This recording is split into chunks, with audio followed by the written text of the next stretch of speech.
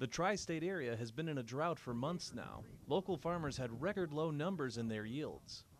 Everybody was affected by the drought in Illinois this year. It's one of the first times the drought almost went from one end of the state to the other.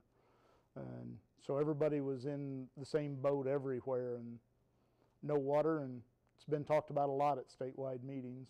Terry Smith is the president of the Adams County Farm Bureau.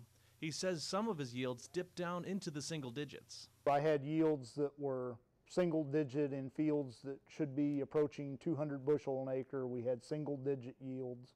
The losses were really high. It was a combination of the extreme heat and no moisture.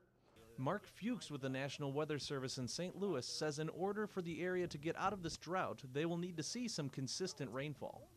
A big event certainly helps if you have a big rainfall event, but if that's the only thing you get, and then back to status quo or just dry weather for a long time, it doesn't really do that much long-term good.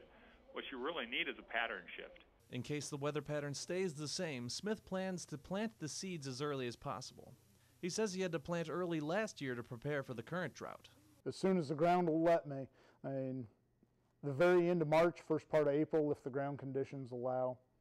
If we end up in a wet spell, then it's as late as you need to because of wet weather and Mother Nature.